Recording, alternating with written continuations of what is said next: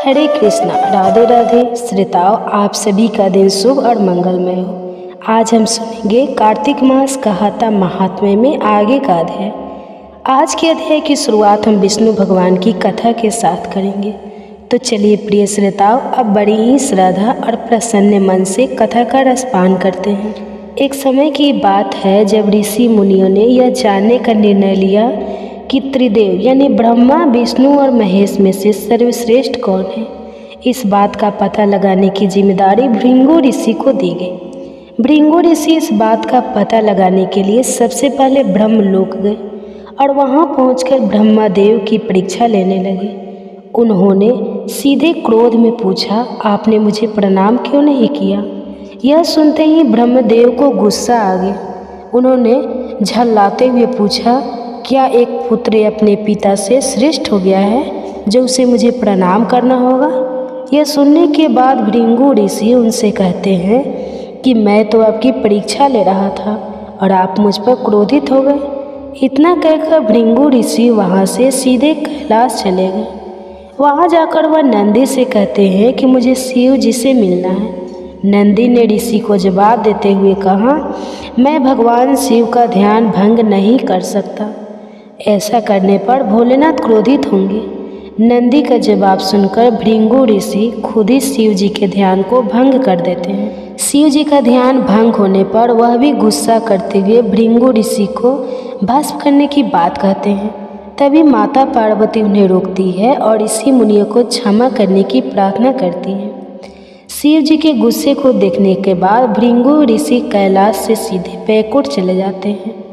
वहाँ वह देखते हैं कि भगवान विष्णु आराम कर रहे हैं और माता लक्ष्मी उनके पैर दबा रही होती है। उसी वक्त भृंगु ऋषि सीधे विष्णु भगवान की छाती पर पैर से प्रहार कर देते हैं। इस प्रहार से भगवान विष्णु की नींद खुल जाती है और वह भृंगु ऋषि से प्यार से पूछते हैं, ऋषिवर, मेरे कठोर शरीर से कहीं आपके कोमल पैर को चोट तो नहीं लगी। अगर लगी होगी तो मुझे क्षमा कर दे। यह सुनते ही ऋषि प्रसन्न हो जाते हैं और समझ जाते हैं कि भगवान विष्णु ही त्रिदेव में सर्वश्रेष्ठ हैं। माँ लक्ष्मी भी यह सब होते हुए देखती हैं। वह गुस्से में कहती है, नाथ, उन्होंने आपको पैर से मारा और आप इस तरह प्रेम भाव दिखा रहे हैं। क्रोध में वह भगवान विष्णु को छोड़कर बैकुंठ से सीधे धरती चली आती है और धरती के कोलाहपुर में रहने लगती है। माता लक्ष्मी के बैकुंठ छोड़कर चले जाने पर भगवान विष्णु को लगता है कि उनका सम्मान और संपत्ति नष्ट हो गई है। इसी वजह से उनका मन काफ़ी अशांत रहने लगा। फिर वह माता लक्ष्मी की तलाश में धरती चले जाते हैं। धरती जाकर भगवान विष्णु श्रीनिवास नामक व्यक्ति बनकर माता लक्ष्मी को ढूंढने लगते हैं। माता लक्ष्मी को ढूंढते ढूंढते वो बैकुंठ पर्वत क्षेत्र में स्थित बकुला माई के आश्रम पहुंच जाते हैं। वहां बकुला माई ने उनका आदर पूर्वक स्वागत किया और उन्हें आश्रम में ही रहने के लिए कहा। उस आश्रम में भगवान आराम से श्रीनिवास बनकर रहने लगे। कुछ दिन बाद वहां एक हाथी आ जाता है जो सबको परेशान करता है। यह देख श्रीनिवास धनुष बाण लेकर हाथी की ओर दौड़ते हैं। उन्हें आता देख हाथी डरकर घने जंगल में भाग जाता है। श्रीनिवास उस हाथी का पीछा करते हुए थककर एक सरोवर के पास पेड़ की छाया में आराम करने लगते हैं और कुछ ही देर में उन्हें नींद आ जाती है। नींद में वह कुछ युवतियों का शोर सुनते हैं जिससे उनकी नींद टूटती है। आंखें खुलती हैं, वह खुद को 5-6 युवतियों से घिरा पाते हैं। युवतियाँ श्रीनिवास को डांटते हुए बोलती है कि यह राजकुमारी ये प्रज्ञावती का उपवन है और इस क्षेत्र में पुरुषों का आना एकदम मना है। यहाँ तुम कैसे और किस लिए आए हो। श्रीनिवास जी जवाब दे ही रहे थे, तभी उनकी नज़र वृक्ष के पीछे से झांकती राजकुमारी प्रज्ञावती पर पड़ी। वह उसे देखते ही रह गए। कुछ देर में वह युवतियों को बताते हैं कि मैं एक हाथी का पीछा करते हुए यहाँ पहुँचा हूँ। मुझे बिल्कुल भी पता नहीं था कि यहाँ पुरुषों का आना माना है। मुझे क्षमा कर दे।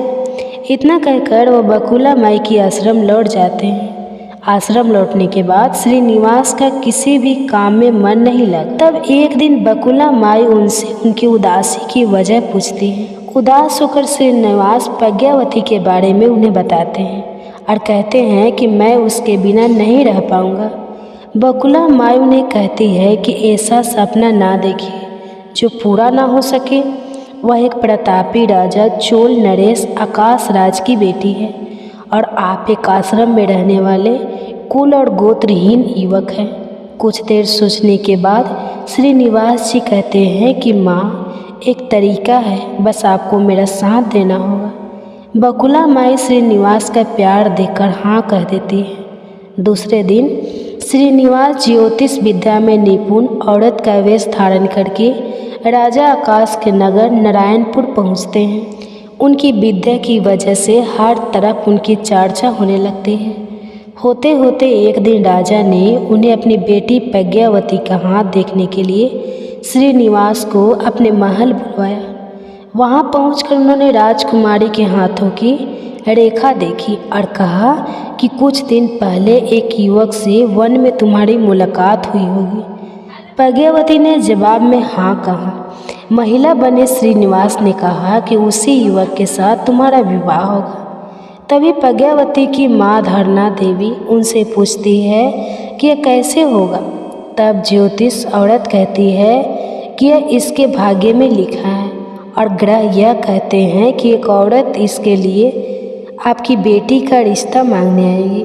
2 दिन बीतने के बाद बकुला माई एक तपस्विनी बनकर राजमहल गई और अपने युवा पुत्र के लिए प्रज्ञावती के रिश्ते की बात की। तभी राजा आकाश बकुला माई को पहचान जाते हैं और उनसे पूछते हैं कि वह युवक कौन है। बकुला माई उन्हें श्रीनिवास के बारे में बताते हुए कहती है कि वह चंद्रवंश में जन्मा हुआ लड़का है जो मेरे आश्रम में रहता है और मुझे माँ मानता है। राजा उनकी बात सुनने के बाद बकुला माई से सोचने के लिए कुछ दिन मांगते। फिर राजा ने अपने राज पुरोहित को बुलाकर इस बारे में चर्चा की। सब कुछ जानने के बाद राज पुरोहित श्रीनिवास के बारे में पता लगाने में जुट जाते हैं। श्रीनिवास के बारे में अच्छे से पता करके वह राजा को कहते हैं कि महाराज, उसमें भगवान विष्णु के समान गुण हैं और आपकी पुत्री लक्ष्मी जैसी है। ऐसे में यह वर आपकी पुत्री के लिए सुयोग है। ये सुनकर राजा तुरंत बकुला माई के आश्रम में अपनी स्वीकृति के साथ विवाह की लगन पत्रिका भिजवा देते हैं। श्रीनिवास और बकुला माई को राजा की मंजूरी से जितनी खुशी हुई उतनी ही चिंता होने लगी। दोनों के मन में होता है कि उनके पास शादी कराने के लिए पर्याप्त धन नहीं है और न ही विवाह के बाद लड़की के रहने के लिए घर है। तब बकुला माई श्रीनिवास के लेकर बड़ा स्वामी के पास जाकर उन्हें श्रीनिवास के शादी में खर्च के लिए धन की कमी की समस्या के बारे में कही। तब बड़ा स्वामी 8 दिक्पाल का आह्वान करते हैं। तभी वहाँ ब्रह्मा, शंकर, इंद्र, कुबेर आदि और माँ लक्ष्मी को सारी बातें बता देते हैं। जैसे ही माता लक्ष्मी को पता चलता है कि विष्णु जी ने श्रीनिवास बनकर प्रज्ञावती से शादी करके बैकुंठ जल पर्वत पर कर रहे हैं तो वह उदास हो जाती है। कुछ ही देर में वह सीधे विष्णु भगवान से मिलने के लिए बैकुंठ जल पहुंच जाती है। वहां वह देखती है कि प्रज्ञावती बड़े प्यार से श्रीनिवास की सेवा कर रही है। माँ लक्ष्मी से रहा नहीं जाता और वह उन्हें भला बुरा कहने लगती है। आखिर में वह प्रज्ञावती को बताती है कि यह श्रीनिवास नहीं बल्कि मेरे पति विष्णु हैं।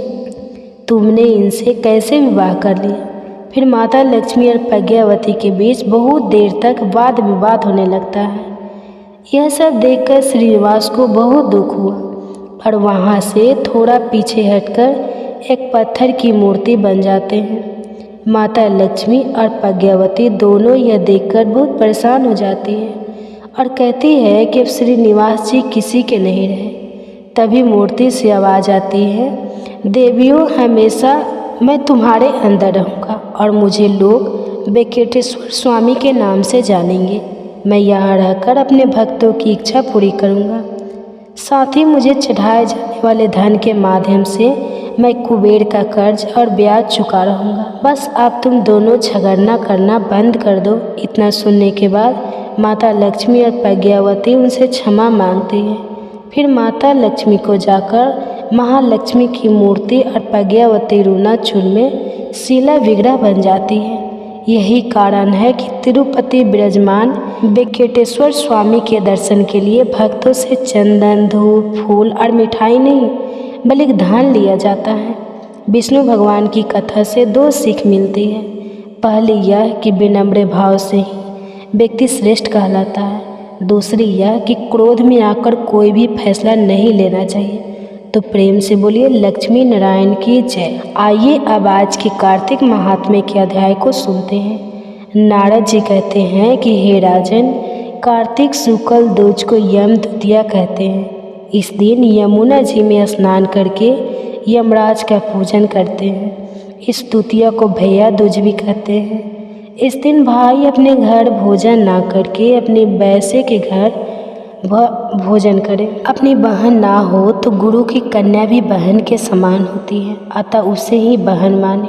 उस दिन बहन अपने भाई को तिलक करके भोजन कराए, भाई भी अपनी श्रद्धा तथा सामर्थ्य अनुसार दक्षिणा दे। इतनी कथा सुनकर राजा पृथु ने नारद जी से पूछा कि हे नारद जी, सब क्षेत्रों में उत्तम क्षेत्र कौन सा है?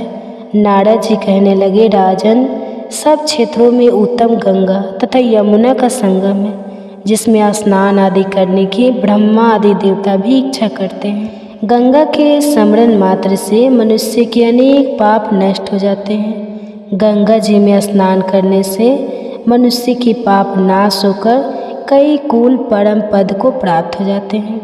गंगा स्नान की अभिलाषा करने से मनुष्य अनेक जन्म के पापों से मुक्त हो जाते हैं। यह समस्त संसार माया रूपी बंधन में बंधा हुआ है, मगर गंगा इस माया रूपी बंधन को काटने वाली है। गोदावरी, कृष्ण, रेवा, अमरावती, ताम्रपर्णी, सरयू आदि सब तीर्थ गंगा में स्थित है। काशी क्षेत्र भी सब क्षेत्र में उत्तम है, जहाँ देवता वास करते हैं। वह मनुष्य नया है जो अपने कानों से काशी क्षेत्र की कथा सुनता है। जो काशी जी प्रसाद का सेवन करते हैं जीवन मुक्त हो जाते हैं। यदि प्रातः काल के समय कोई काशी क्षेत्र का स्मरण करता है तो वह भी मोक्ष का प्राप्त हो जाता है। यह कथा सुनकर ऋषि कहने लगे, सूत जी, भगवान के चरणों से उत्पन्न हुई गंगा जी की महिमा कही।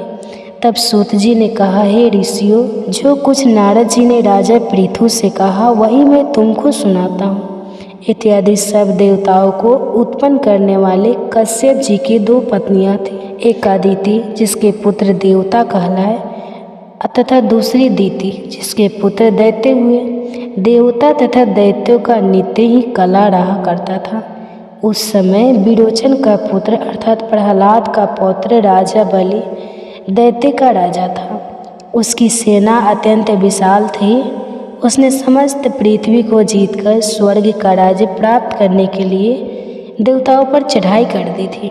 इंद्र के राज्य को चारों ओर से घेर लिया। देवता भी युद्ध करने के लिए बाहर आए। अत्यंत घोर संग्राम हुआ। एक दूसरे पर प्रहार करते हुए कई वर्ष बीत गए। इसके पश्चाताप दैत्यों का बल बढ़ते हुए देखकर देवता मैदान छोड़कर भागने लगे। तत्पश्चात दैत्यों ने सारे स्वर्ग पर अपना अधिकार जमा लिया। बलि स्वयं इंद्र के आसन पर बैठने लगा। साथ ही देवताओं के समस्त कार्य अपने राक्षसों के अधीन कर दिए। यज्ञ की बलि भी आप ही लेने लगे। तब अदिति अपने पुत्र को खो देखकर बहुत चिंतित हुई।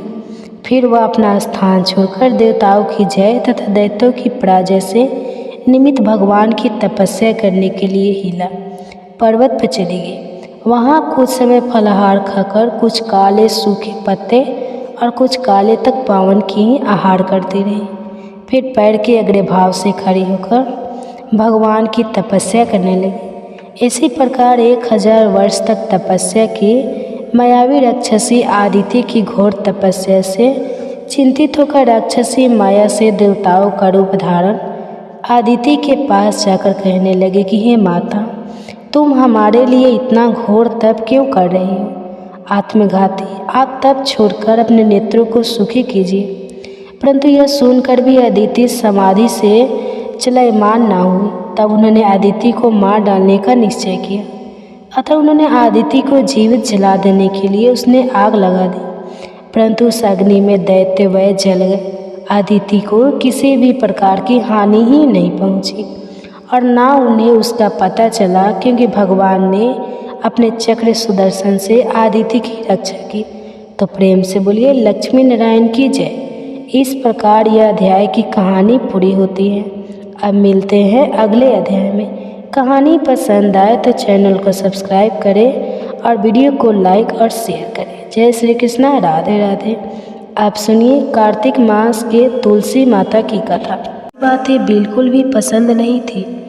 जब कभी उसकी भाभी को बहुत ज़्यादा गुस्सा आता तब वह अपनी ननद को ताना देते हुए कहती कि जब तुम्हारा विवाह होगा तो मैं इस तुलसी को ही बारातियों की खाने को दूंगी और तुम्हारे दहेज में भी तुलसी ही दूंगी।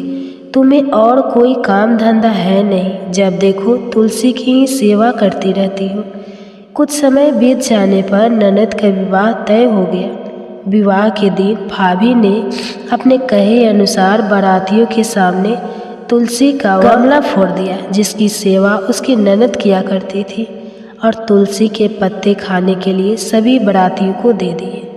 तुलसी जी की कृपा से वह फूटा हुआ गमला कई सारे स्वादिष्ट पकवानों में बदल गया। भाभी ने गहनों के नाम पर तुलसी की मंजरी से बने हुए गहने अपनी ननद को पहना दिए। तुलसी जी की कृपा से देखते ही देखते तुलसी जी की मंजरी से बने वह गहने भी सुंदर सोने जवाहरात में बदल गए। इतना ही नहीं, भाभी ने मारे क्रोध के वस्त्रों के स्थान पर तुलसी का जनेऊ रख दिया और वह भी रेशमी और सुंदर वस्त्रों में बदल गया। अब जब ननद अपनी ससुराल में पहुंची तो ससुराल में तो उसके दहेज की बहुत प्रशंसा हुई। यह बात भाभी के कानों तक भी पहुंची। उसे बहुत आश्चर्य हुआ कि उसने सोचा कि उसने तो ननद के गहने, कपड़े और जनेऊ तक तुलसी जी के ही रखे थे और तुलसी जी की मंजरी रखी थी। यह सब जानकर भाभी को बहुत आश्चर्य हुआ। अब उसे तुलसी जी की पूजा का महत्व समझ में आ गया था। उस भाभी की भी एक बेटी थी। वह तब अपनी बेटी से कहने लगी कि बेटी, तुम भी तुलसी जी की सेवा किया करो, तुम्हें भी तुम्हारी बुआ की तरह फल मिलेगा। वह जबरदस्ती अपनी बेटी से तुलसी महारानी की सेवा करने को कहा करती, लेकिन लड़की का मन तो तुलसी की सेवा में लगता ही नहीं था। धीरे धीरे समय बीतता गया और भाभी की लड़की बड़ी हो गई। अब उसके विवाह का समय आ गया। तब भाभी सोचने लगी कि जैसा व्यवहार मैंने अपनी ननद के साथ किया था वैसा ही व्यवहार अब मैं अपनी बेटी के साथ भी करूँगी, तो यह भी गहनों से लद जाएगी और बारातियों को भी खाने में तरह तरह के पकवान मिलेंगे। भाभी मन ही मन सोचने लगी कि ससुराल में भी मेरी बेटी को बहुत मान सम्मान मिलेगा। यही सोचकर भाभी बारातियों के सामने तुलसी का गमला फोड़ देती है, लेकिन इस बार गमले की मिट्टी मिट्टी ही रहती है। मंजरी और पत्ते भी अपने ही रूप में रहते हैं। जनेऊ भी अपना रूप नहीं बदला। जब भाभी ने सभी बारातियों को खाने में तुलसी के पत्ते दिए तो ये देखकर सभी लोग और बारात भी भाभी की बुराई करने लगे। भाभी ने लालच में आकर अपनी बेटी के दहेज में भी तुलसी के पत्ते और मंजरी आदि रख दिए थे। जब बेटी अपने ससुराल पहुंची तो वहां पर भी उसकी बुराई ही हुई। भाभी गुस्से के कारण कभी भी अपनी ननद को नहीं बुलाती थी। एक दिन भाई ने सोचा कि मेरी पत्नी तो मेरी बहन को बुलाती नहीं है, क्यों ना मैं ही अपनी बहन से मिलकर आऊँ। यह सोचकर उसने अपनी पत्नी से कहा और कुछ उपहार अपनी बहन के लिए ले जाने की बात कही। तो भाभी ने थैले में ज्वार भरकर कह दिया कि यह लो और कुछ नहीं है, तुम यही लेकर जाओ। तब भाई बहुत दुखी मन से अपनी बहन के पास चल दिया। रास्ते में वह सोचता रहा कि कोई भला भाई अपनी बहन के घर ज्वार कैसे ले जा सकता है। यही सोचकर वह एक गौशाला के पास रुक गया और ज्वार का वह थैला उसने एक गाय के सामने पलट दिया। तभी एक ग्वाले ने यह सब देख लिया। तब उस ग्वाले ने आकर उसके भाई से कहा कि अरे, आप गाय के सामने यह हीरे मोती और सोना क्यों डाल रहे हो, इसे तो घास डालनी होती है। तब भाई ने मुड़कर देखा तो वह हैरान रह गया। फिर भाई ने ग्वाले की सारी बात बताई और धन लेकर खुशी खुशी अपनी बहन के घर चल दिया। दोनों भाई बहन एक दूसरे को देखकर बहुत प्रसन्न हो गए। तब बहन ने तुलसी माता से सच्चे मन से प्रार्थना की कि उसकी भाभी को सद्बुद्धि प्राप्त हो जाए और तुलसी माता की कृपा से उनके घर में सुख समृद्धि और धन के भंडार भर जाए। तब कुछ दिनों के बाद देखते ही देखते भाभी का मन बदल गया और वह अपनी ननद को बहुत सम्मान देने लगी और वह भी सच्चे मन से तुलसी जी की सेवा करने लगी। तुलसी माता की कृपा से उनके घर में सुख समृद्धि के भंडार भर गए। उनके घर में अब कलह कलेश नहीं होता था और सभी सुख से रहने लगे। तो प्रेम से बोलिए तुलसी माता की जय। अब आइए सुनते हैं कार्तिक स्नान की कथा, जिसे सुनने से घर में सुख समृद्धि का वास होता है। एक बार एक बूढ़ी माई थी जो चतुर्मास में पुष्कर स्नान किया करती थी। उनका एक बेटा और बहू थी। एक दिन बूढ़ी माई ने अपनी बहू को फलाहार बनाने को कहा तो बहू ने खाली टिफिन ही रख दिया। बेटा माँ को पहचानने के लिए पुष्कर गया तो रास्ते में एक जगह पर बेटा माँ से बोला, माँ फलाहार कर लो। जहाँ पानी मिला वहीं पर वह बूढ़ी माई अपने बेटे के साथ फलाहार करने बैठ गई। तो भगवान की कृपा से खाली टिफिन फलों से भर गए। माँ ने फलाहार कर लिया और बेटा पुष्कर में माँ के रहने के लिए झोपड़ी बनाकर वापस घर आ गया। रात में बूढ़ी माई के दरवाजे पर सावन मास आया और दरवाज़ा खटखटाकर बोला, बूढ़ी माई दरवाज़ा खोल। तब बूढ़ी माई ने पूछा, आप कौन हो? तो उसने बोला कि सावन मास ने कहा, मैं श्रावण मास हूँ। बूढ़ी माई ने तुरंत दरवाज़ा खोल दिया। बूढ़ी माई ने भगवान शिव और देवी पार्वती की पूजा अर्चना की, बेलपत्र से अभिषेक किया। जाते समय श्रावण मास ने बूढ़ी माई को खूब आशीर्वाद दिया और झोपड़ी की एक दीवार सोने की हो गई। इसके बाद भाद्रपद मास आया। उसने भी दरवाज़ा खोलने के लिए बूढ़ी माई से कहा। बूढ़ी माई ने दरवाज़ा खोला, सत बनाकर कजरी तीज मनाई। भाद्रपद मास ने बूढ़ी माँ को आशीर्वाद दिया और झोपड़ी की तीसरी दीवार भी सोने की हो गई। आश्विन मास आया और उसने भी दरवाज़ा खटखटाकर खोलने को कहा। बूढ़ी माई ने दरवाज़ा खोला, पितरों का तर्पण कर ब्राह्मण भोज कराकर श्राद्ध किया। फिर नवरात्रि में माँ दुर्गा को अखंड ज्योति जलाकर प्रसन्न किया। सत्य की विजय दिवस के रूप में और बुराई के अंत की खुशी में दशहरा मनाया।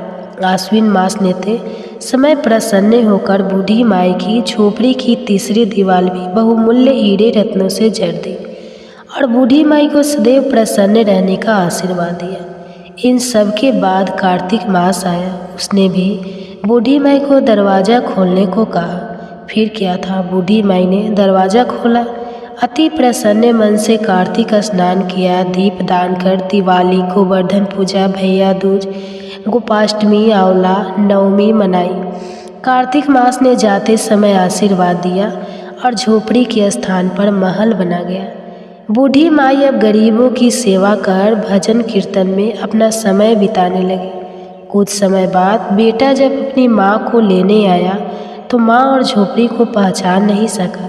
तत्पश्चात बेटा पड़ोस में जाकर पूछा। जब पड़ोसियों ने बताया तो बेटा माँ के चरणों में गिरकर बोला, माँ घर चलो। और सारे सामान के साथ वह अपनी माँ को घर लेकर आया। सासू माँ के ठाठ देखकर बहू के मन में लालच आ गया और उसने अपनी माँ को भी पुष्कर छोड़कर आने को कहा। तो उसका पति अपनी सास को भी पुष्कर में छोड़ आया, परंतु बहू की माँ की धर्म कर्म में बिल्कुल भी रुचि नहीं थी। वह तो 4 समय भोजन करती और दिन भर सोती।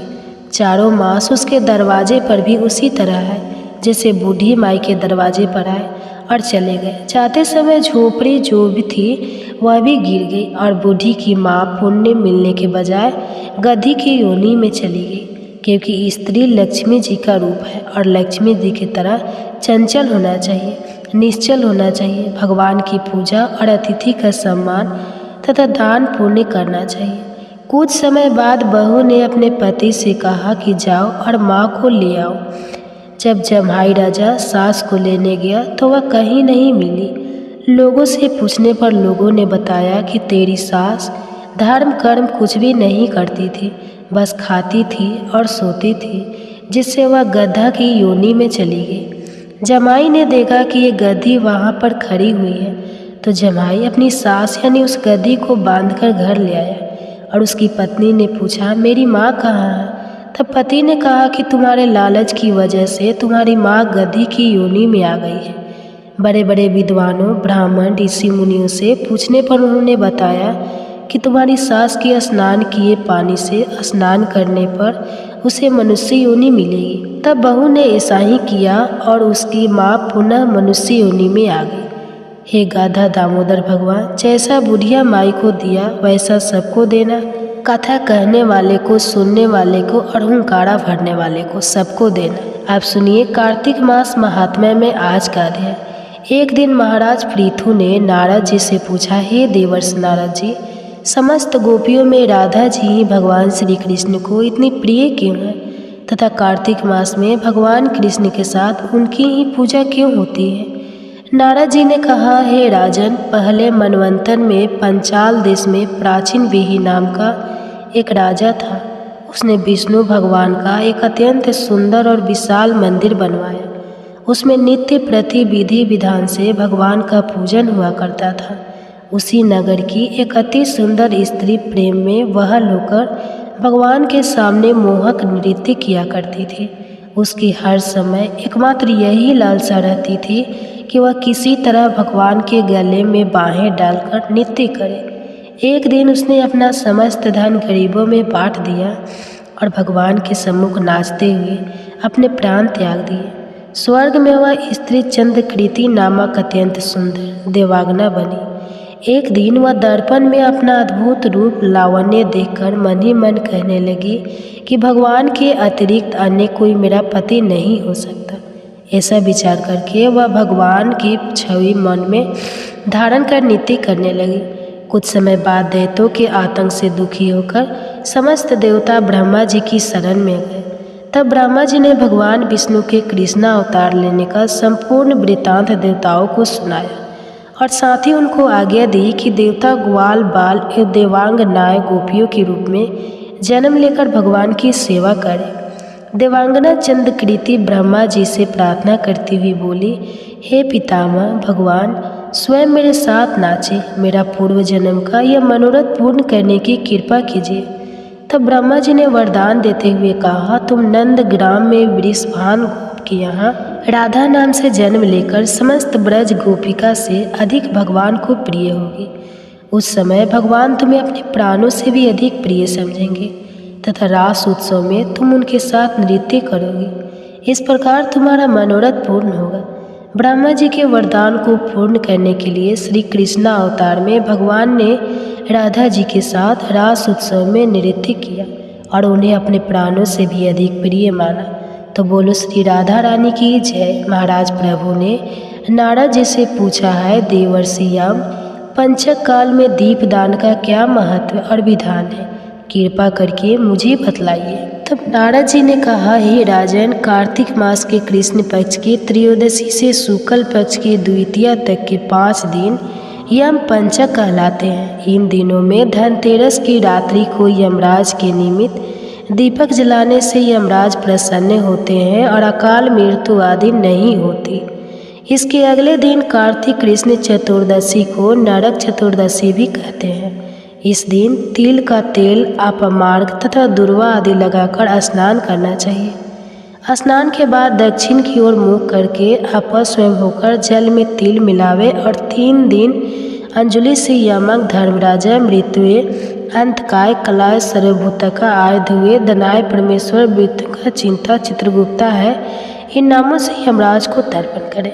फिर स्वयंकाल ब्रह्मा, विष्णु, शिव तथा दुर्गा के मंदिरों में तथा वृक्ष, सभा, गौशाला, बगीचा, नदी, तालाब, कुआं, बावड़ी, गली, चौड़ा, खेत, सम्मान आदि में दीपक जलाते और रात्रि को श्री लक्ष्मी जी की पूजा करें। यदि शास्त्र में किसी भी मृत्यु हो गई हो तो उसके निमित्त भी चतुर्दशी को दीप दान करना चाहिए। इससे अक्षय पुण्य फल प्राप्त होता है।